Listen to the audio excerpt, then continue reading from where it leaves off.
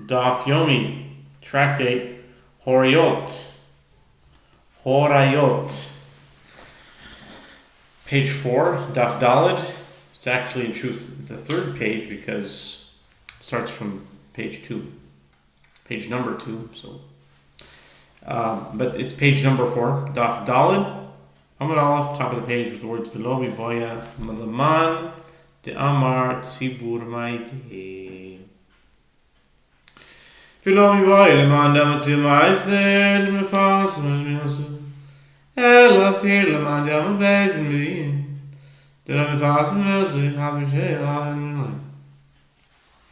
And it is not necessary to state this according to the one who said that the congregation brings the offering, as in that case the matter that the court reversed its ruling is publicized among the congregation.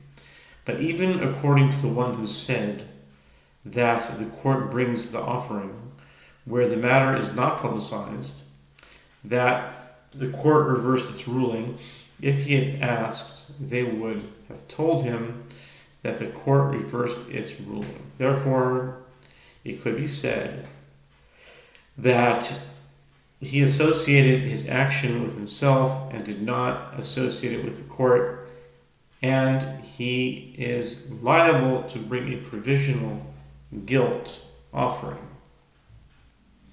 Rabbi Yossi bar Avin, item Rabbi Yossi bar Zvida, masher lisumchos lema hadavar domeh, לאדם שהביא כפרתו בין השמשות, ספק מבעוד יום, נתחפר לו, ספק מחשכו, נתחפר לו, שאין מביאה שום תלוי. Rabbi Yossi bar Avin, and some say Rabbi Yossi bar Zvida, says there is an analogy to illustrate the opinion of Sumchas. To what is this matter comparable? It is comparable to a person who brings his atonement offering during twilight, which is a time when there is uncertainty whether it is day or night. And there is uncertainty whether the offering atoned for him while it is still day, and the atonement was effective, and there is uncertainty whether it atoned for him after nightfall, and the atonement was not effective. The halacha is that he does not bring a provisional guilt offering, although typically one is liable to bring a provisional guilt offering in a case where there is uncertainty whether he performed a transgression for which he is liable to bring a sin offering.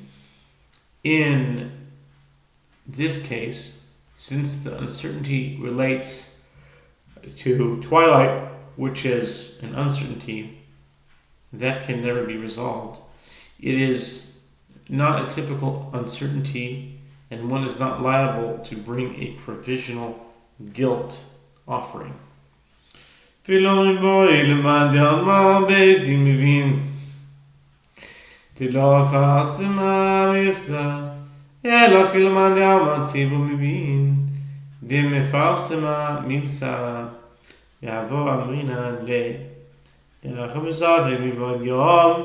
Safek mechashecha yishael la ashkach inash dim shaile. And it is not necessary to state this according to the one who said that the court brings the offering, which is the case when the matter is not publicized, that the court reversed its ruling. But it can be stated, even according to the one who said that the congregation brings the offering, which is the case when the matter is publicized, when that the court reversed its ruling, and if he had asked, we would have said to him that the court reversed its ruling. This is because here, in a case where there is uncertainty whether it atoned for him while it is still day, and there is uncertainty whether it atoned for him after nightfall, if he asks, he would not find a person whom he could ask. Amar lo ben Azai, מה ישנו מן היושי? שב יקום עלי. Rabbi Akiva ben Azai. The Mishnah teaches that Ben Azai said to Rabbi Akiva, in what way is this opinion, in what way is this person who went overseas different from one who sits in his house? Rabbi Akiva said to him, the difference is that with regard to one who sits in his house, it would have been possible for him to hear of the court's reversal, but with regard to that person who went overseas, it would not have been possible for him to hear of the court's reversal.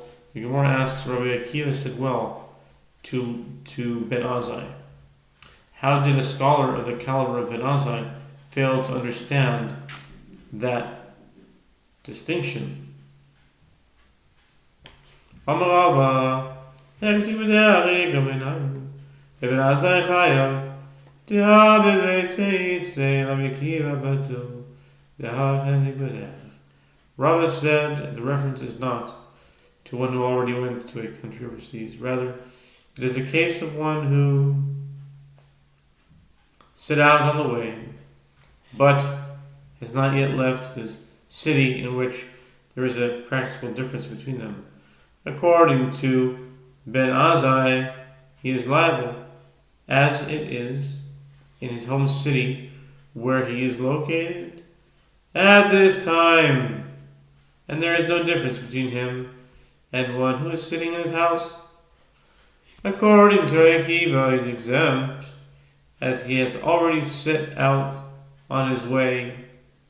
Even though he is still in his home city, he is preoccupied with his travels, and his status is like one who has already gone overseas. Brief intermission. Be back with the break. And I'm back. Okay, hoyru bezdin lakol et kol הגור. תנו לבנה בינינו דבר.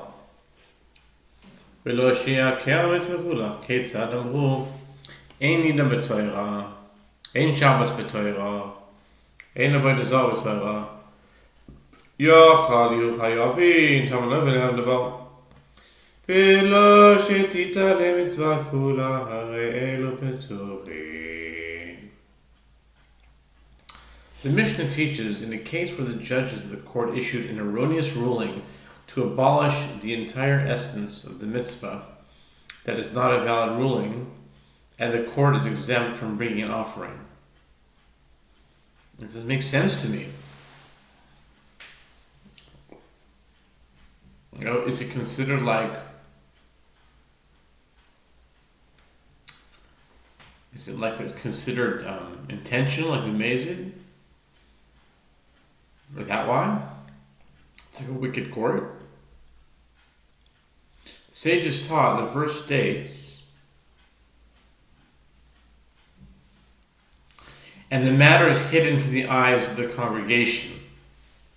Leviticus 4:13, from which it is derived that there is liability only when a single matter is hidden, but not in a case where they will abolish the entire mitzvah. How so? If the court said there is no prohibition against engaging in intercourse with a menstruating woman written in the Torah, and there is no prohibition against performing prohibited labor in Shabbat written in the Torah, or there is no prohibition against engaging in idol worship written in the Torah, one might have thought that the judges would be liable. Therefore, the verse states, and the matter is hidden, and not that the entire mitzvah will be hidden. Accordingly, if the judges issue that ruling, they are exempt from bringing an offering. Why are they exempt? They did a massive sin. Are you saying because there's no offerings for intentional sins? Is that why? Meaning it's a big sin to do that. And for such a bemazed, there is no offerings. Maybe that's the thing here. Anyway.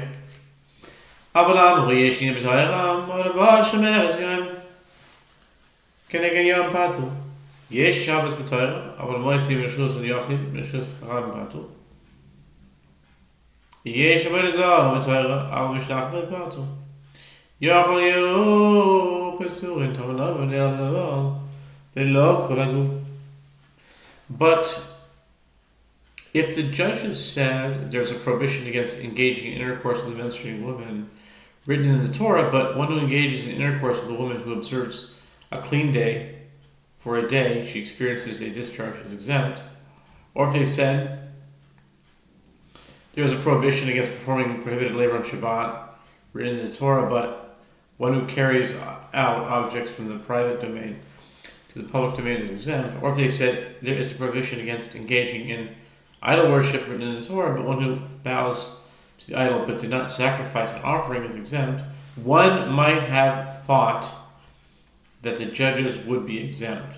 Therefore, the verse states, and the matter is hidden, from which it is derived that there is liability only for a matter, a single detail, but not for the entire essence. In this case, since they ruled to abolish only a detail of the mitzvah, the judges are liable.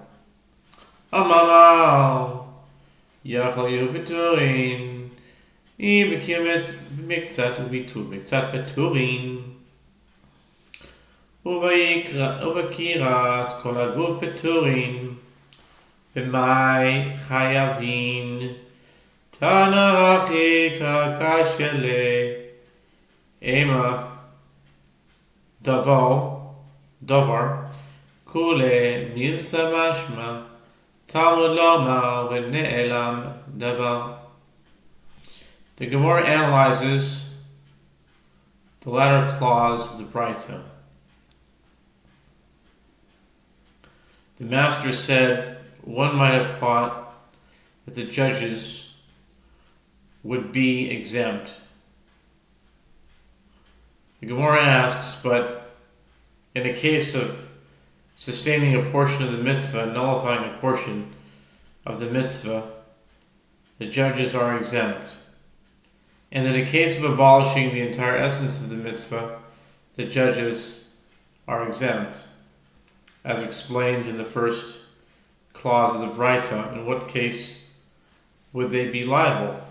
The Gemara answers, this is what is difficult for the Tana to say, that the term matter is referring to the entire matter, and the judges are liable even if they rule to abolish the entire mitzvah. Therefore, the verse states, and the matter is hidden, v'ne'elam davar.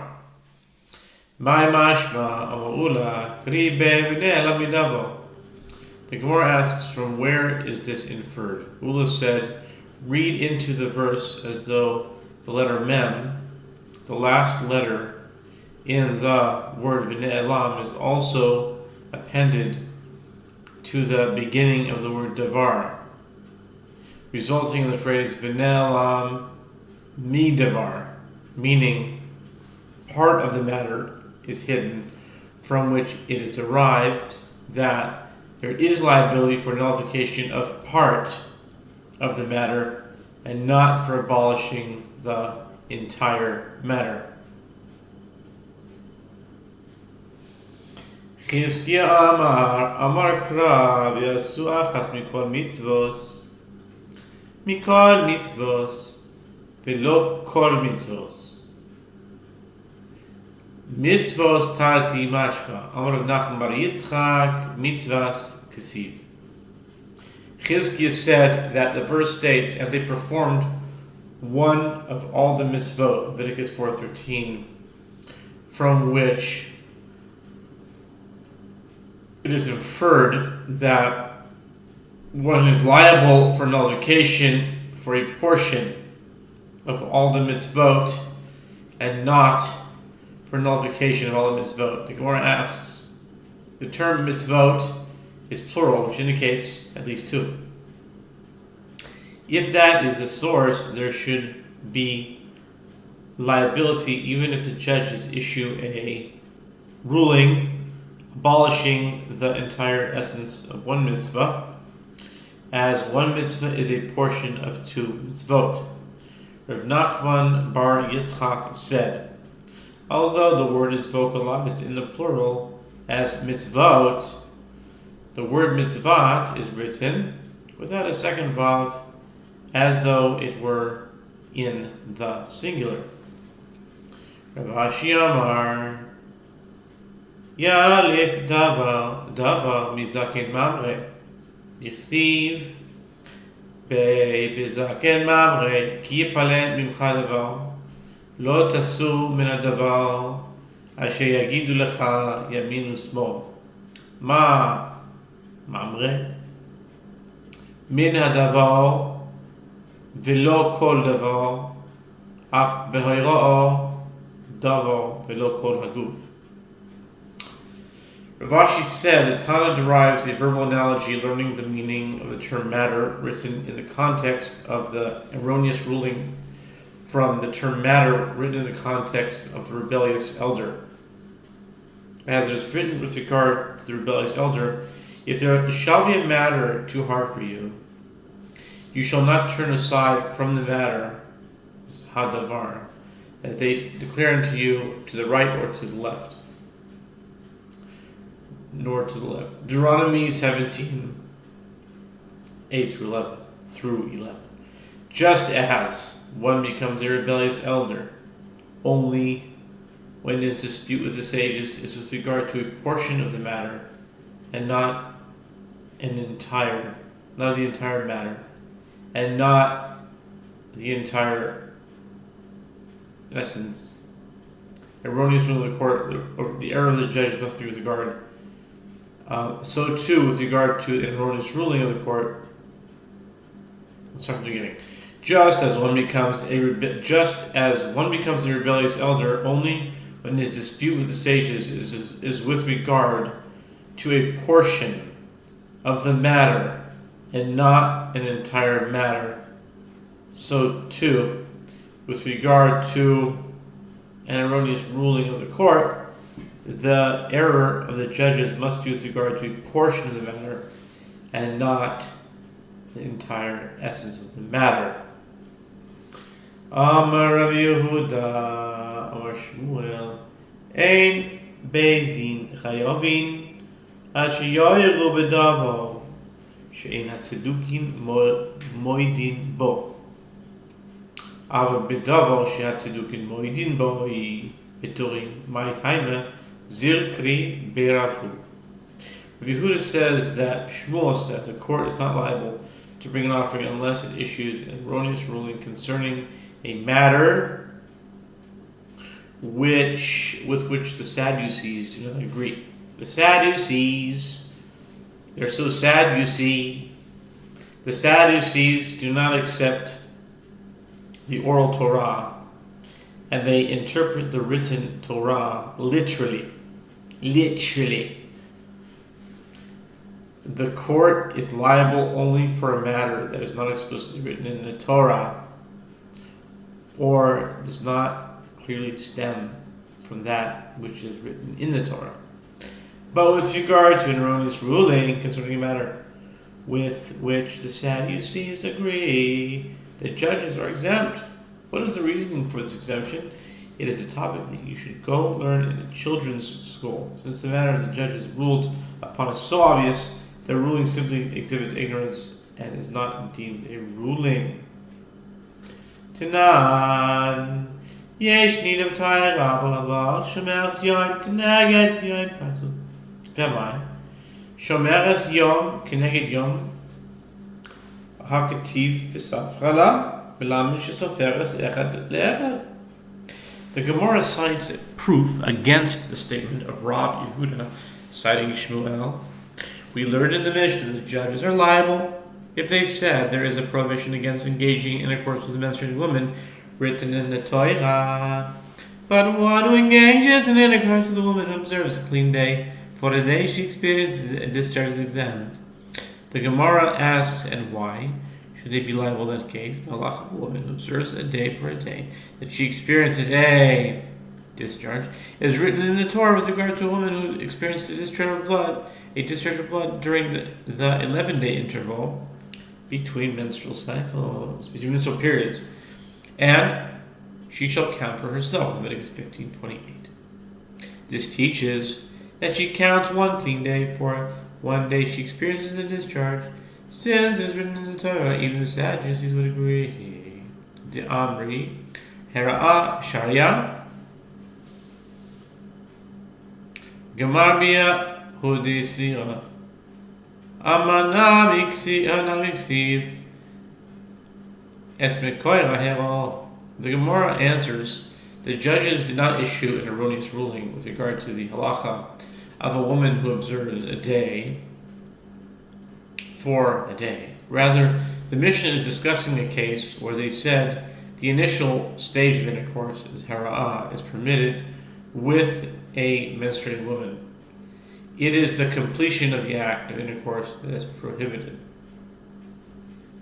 The Gemara asks, that halacha is also written, he has uncovered her fount, hara'ah. Right? Leviticus 20:18 indicated the first stage of intercourse with a menstruating woman should also be prohibited. De Amri kedar kasir shlo kedar kashaya. Hakasir mishkvei yisho. Okay. The Gemara says rather it is a case where they said intercourse with her in the typical manner is prohibited, but intercourse in an atypical manner, right, means to the other side, is permitted. I don't know why they would say that, but anyway, Gemara asks, isn't it written the manners in which one lies the woman, Leviticus 18:22, in the plural, indicating that both intercourse in a typical manner and intercourse in an atypical manner are manners in which one lies the woman. De Amri kedalka so afilo shelo kedalka Gamarbia hudasu al hel asharia afilu hachi afilu nidanami. The Gemara says, rather, it is a case where they said, with regard to intercourse in a typical manner, even the initial stage of intercourse is forbidden. With regard to intercourse in an atypical manner, it is the completion of the intercourse that is forbidden. But the initial stage of intercourse is permitted. The Gemara asks, if so, then even in a case where they issued a ruling permitting the initial stage of intercourse in a typical manner, in the case of a menstruating woman, the judges should also be liable. Why does the Mishnah cite a case specifically with regard to a woman who observes a day for a day?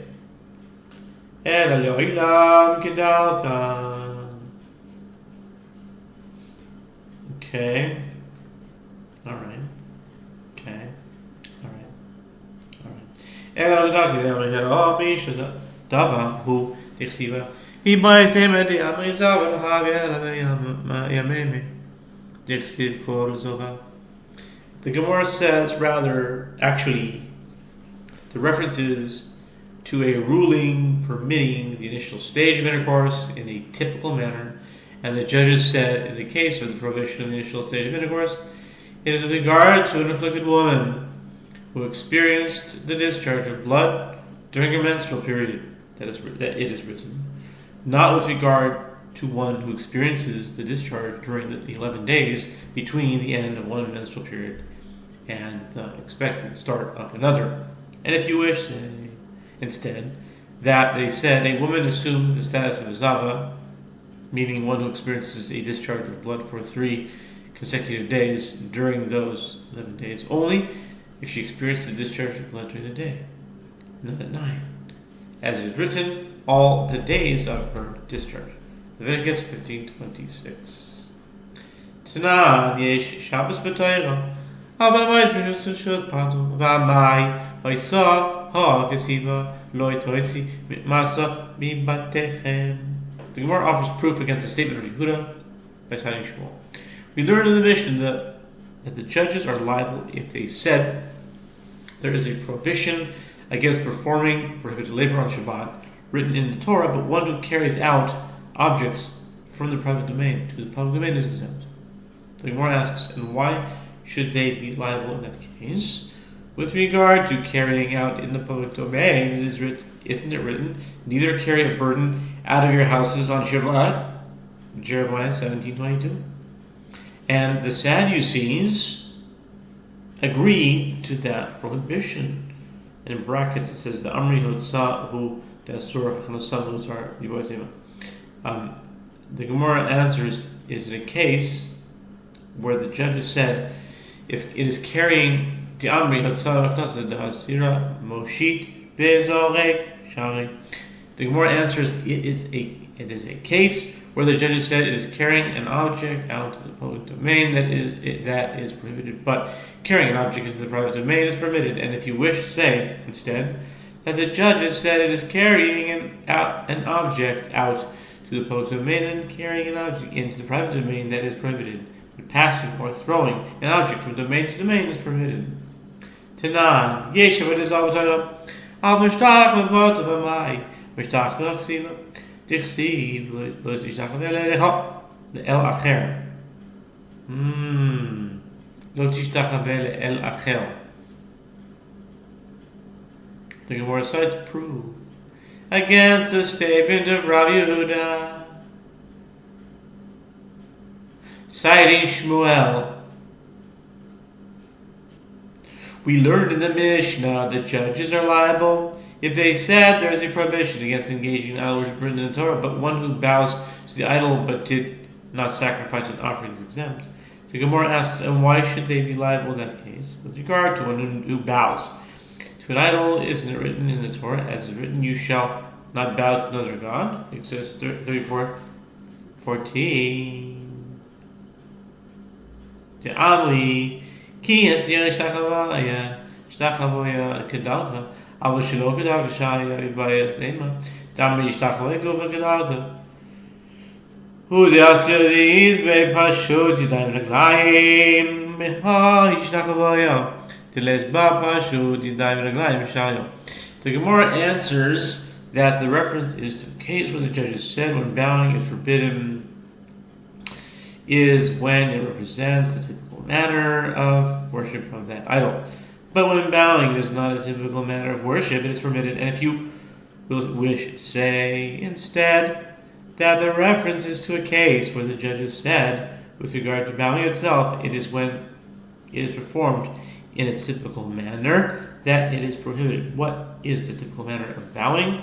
It is bowing that has in its performance extension of the arms and legs as it was practiced in the temple, but bowing that does not have it in it performance extension of the arms and legs is permitted. And now turning to 4b, and take a slight break and continue on the top of 4b after the break. And now we are on the top of 4b. Boy, Rabbi Yosef. Rabbi Yosef asked, Boy, Rabbi Yosef, ein charish b'Shabbos, mahu, mi yamrin an kivan nekam, moed b'chol b'yosef, kibir t'lumei tzadikim, mitzvah dami, oy dilma, kivan nekam yikorin, v'lecharish kolikal, kikal guf dami. Apropos the ruling of a court to nullify a mitzvah, Rav Yosef raises a dilemma. If the court issued a ruling that there is no prohibition against plowing on Shabbat, what is the halacha? The Gemara elaborates. Do we say that since the judges agreed to the application of the entire matter of prohibitions on Shabbat, and the ruling is exclusively with regard to plowing, its status is tantamount to nullification of a portion of the mitzvah, and fulfillment of a portion of the mitzvah, or perhaps, since the judges are abolishing the principal category of labor of plowing in its entirety, it is tantamount to abolishing the essence of the mitzvah of Shabbat. Toshima. Gemara suggests, come in here. Yesh nida betoira aval haba al shomeres yom keneged yom patur ramai ha'ikorin l'shomeres yom keneged yom kol ikal. The Gemara suggests, come in here, the resolution of the dilemma from the Mishnah, which gives an example of a ruling for which the court is liable to bring an offering.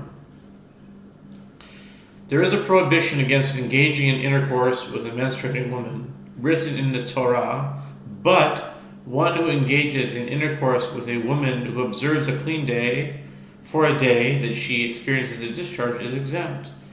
And why should they be liable in that case? Didn't the judges abolish the halacha of a woman who observes a clean day for a day that she experiences a discharge in its entirety? Apparently, nullification of one category of halacha in a mitzvah is not tantamount to abolition of the essence of the entire mitzvah.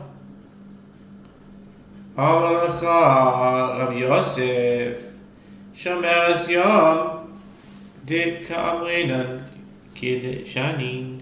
the Gemara rejects this. Rav Yosef could say to you, the ruling concerning a woman who observes a clean day for a day that she experiences a discharge is as we stated, as we explained earlier. The reference is not to abolition of the entire halacha of the woman who observes a day for a day, but rather to a case where the judges ruled that the initial stage of intercourse is permitted.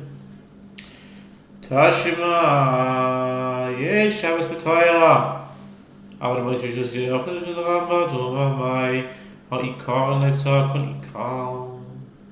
Gemara suggests, come in here, the resolution of the dilemma from the Mishnah, which gives us an example of a ruling for which the court is liable to bring an offering. There is a prohibition against performing prohibited labor on Shabbat written in the Torah, but one who carries out objects from the private domain to the public domain is exempt.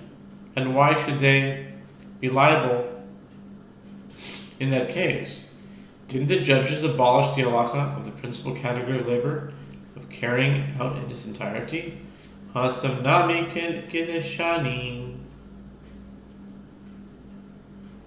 Gemara rejects this. That too is, as we explained earlier, that the court rules to nullify only a portion of the labor. For example, throwing or passing an item from domain to domain. The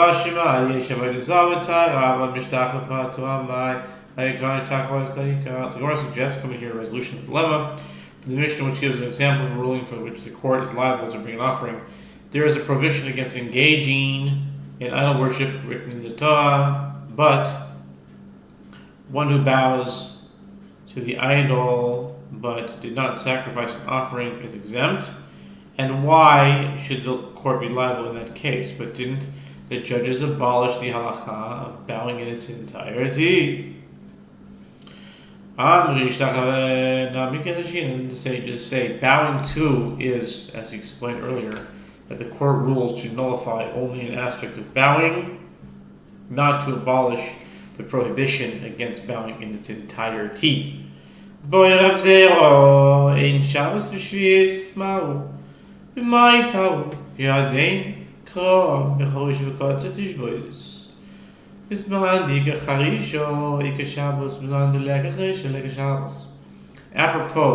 rulings to nullify a mitzvah or a part of the mitzvah, Rabbi Zera raises a dilemma.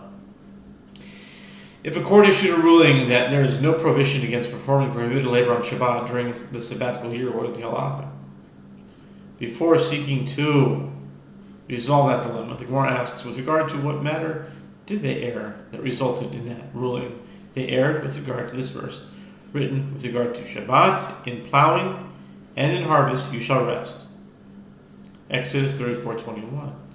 Which the judges interpreted to me during a time when there is plowing, meaning in all the years of the sabbatical cycle, other than the sabbatical year, there is a prohibition against performing labor on Shabbat. But during a time when there is no plowing, meaning during the sabbatical year, there is no prohibition against performing labor on Shabbat. I never knew that. There's no prohibition against performing labor on Shabbat when there's no plowing? In the sabbatical year? No, ask about that. Doesn't make sense. Mi'amrinan, given the time in love, Shash, Nesvua. Gibetu Miktas, Vikiu Miktas Dami, Odilma, given the Ikoin lay, Ishvias, Gigrasa Dami. The Gemara elaborates on Rabbi Zera's dilemma. Do we say, since one fulfills the mitzvah of Shabbat, during the rest of the sabbatical cycle, nullifying Shabbat during the sabbatical cycle is tantamount to nullification of a portion of the mitzvah and a fulfillment of a portion of the mitzvah? Or perhaps, since the court is abolishing Shabbat during the sabbatical year, it is tantamount to abolishing the entire essence of the mitzvah. Amar Ravina said, Tashima Navi, שנתנבא לעקור דבר מדברי תורה חייב, לביטול מקצת ולקיום מקצת. רבי שמעון אומר פטור, ובעבודה זרה אפילו אמר היום עובדה ולמחר בטלה חייב. שמאמינה, אין שבת בשביעית כביטול מקצת וקיום מקצת דמה. שמאמינה. Ravina said, coming to your resolution to the dilemma from Braita. In the case of a prophet who prophesies to abolish a matter of matters of the Torah, he is deemed a false prophet and is liable to be executed through strangulation. If he prophesies for the nullification of the part of the fulfillment of part of the matter of the Torah, Rabbi Shimon says he's exempt from execution. And with regard to idol worship, even if he says worship it today and revoke its status tomorrow, everyone agrees that he's liable. As with regard to idol worship, even a ruling to nullify part of the mitzvah involves a severe prohibition. Learn from it that in a case where a court issued a ruling that there is no prohibition against performing prohibited labor on Shabbat during the sabbatical year, it is tantamount to nullification of a portion of the mitzvah and fulfillment of a portion of the mitzvah. The Gemara affirms, indeed, learn from it. And now, a new Mishnah. Hoy ho beis din, v'yadacha echad shetau, yamaren toinatem, o shelo haya mufla shel beis din sham, o shayach echad mehen gel, o mamzel, o natin o zakeh shelo hoy levanim. The Mishnah says, if the court issued a ruling and one of the judges knew that they erred and said to them, you are mistaken, or if the most distinguished member of the court was not there for that session of the Sanhedrin, or if one of the judges was disqualified from serving as a judge, for example, because he was a convert, or a child born from an incestuous or adulterous relationship, a mamzer, or a Gibeonite, or an old man no longer able to father children, this court is exempt because they have not rendered a full-fledged ruling. Shneimar kan eda v'neimar lehalan eda ma eda amor lehalan kulan ro'in le'ro av eda hamur kan ad shiyu kulan ro'in lehora'a.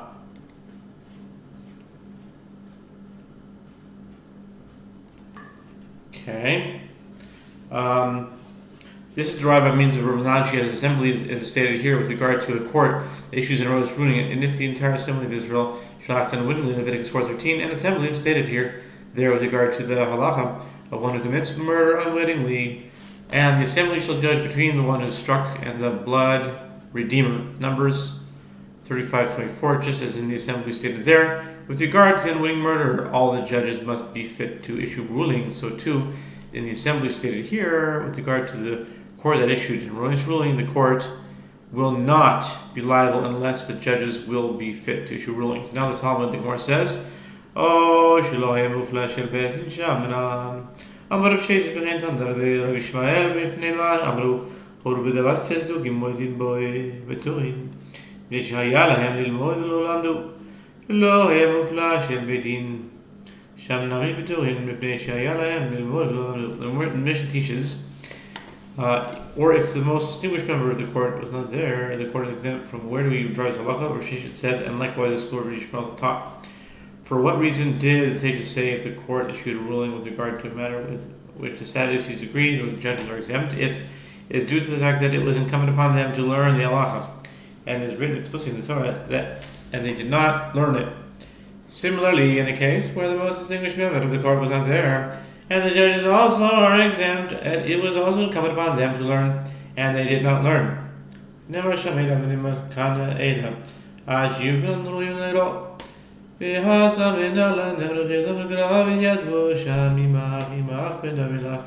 Mishnah teaches assembly is stated there, and assembly is stated here. The court will not be liable unless all the judges will be fit to issue rulings. The Gemara asks, and there, from where do we arrive that all the judges must be fit to issue rulings? The Gemara answers that it is Rabbi Chizda. It is as Rabbi Chizda says. The verse states in connection with the transfer of the divine spirit from Moses to the elders that they may stand there with you in Numbers 11 and 16. The term with you is explained to mean with similarity to you in the sense that they must be fit to issue rulings. The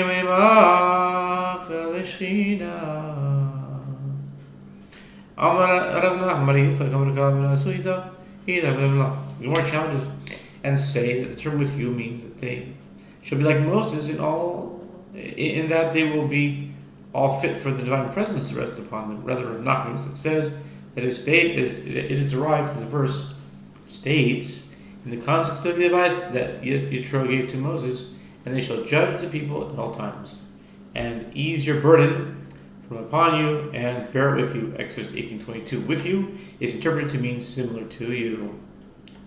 Okay. New Mishnah. Bezdin shogin. Piasu kol kahal shogin mevin pa mezidin basu shogin mevin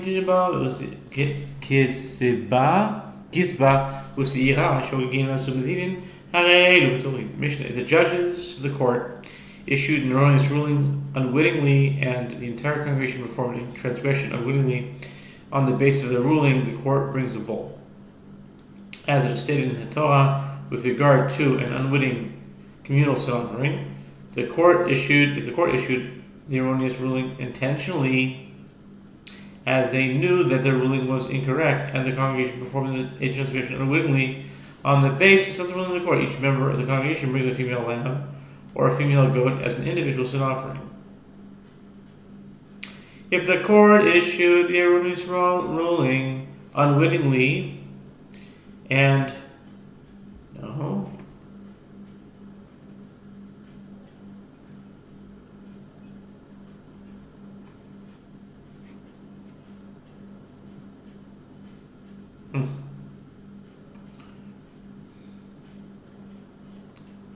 The congregation of female lamb or female goat as an individual, each member of the congregation brings a female lamb or female goat as an individual sin offering. If the court issued the erroneous ruling unwittingly, and the congregation performed the transgression intentionally, without knowledge of the ruling of the court, erroneous these people are exempt from bringing an offering. Okay.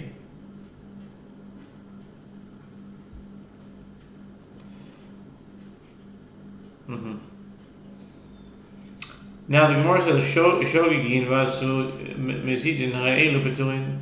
Hashogig demin amazid chayav ve'idami. Shehaylo be'azin shechel mutav yishalef lo yischalef lo b'shum ne'yachlo. The Mishnah teaches, if the court issued the erroneous ruling unwittingly and the congregation performed a transgression intentionally, these people are exempt.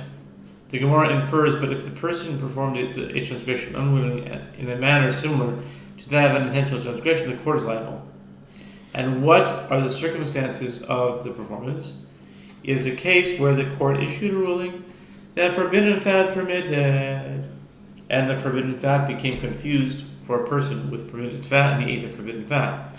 Lema tifshotha diboy Rami bar Chama amalach mishum nitanesha. Mezidin masu shoyin. The Gemara suggests, if so, let us say resolve from here that which Rami bar Chama raises it as a dilemma in 2a, with regards to this case, a dilemma that remained unresolved. The Gemara rejects this. Rami bar Chama could say to you that the dilemma cannot be resolved based on this difference, as due to the fact that the Tana taught the first clause of the Mishnah: if the court issued the erroneous ruling intentionally, and the congregation performed the transgression unwittingly, he taught the latter clause employing a similar style: if the court issued the erroneous ruling unwittingly, and the congregation performed a transgression intentionally. And that's that, and that's a new Mishnah.